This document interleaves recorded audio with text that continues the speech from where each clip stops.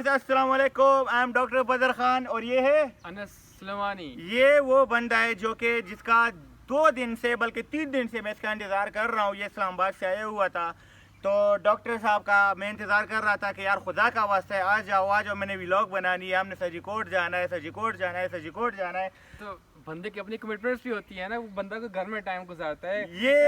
ये और घर में टाइम गुजार रहा था यार। मैंने परसों से मैं इसको कॉल कर रहा हूँ, आज इसने मोबाइल बंद कर दिया तो मैंने इसके अब्बू के नंबर के कॉल कर दी कि अंकल अनस को जाके बता दे कि बदर इंतज़ार कर रहा है, खुदा का वास्ता है ज़रा पहुँच जाए। मेरी बिल्कुल नींद नहीं है पूरी, ठीक है, और मेरा इस टाइम बहुत ज़्यादा शदीद सर में दर्द हो रहा है, लेकिन फिर भी मैं ये लाजमी कहूँगा कि एफर्ट कर लिए, लेकिन मैं ये लाजमी कहूँगा कि it's really worth watching, this place is really worth watching.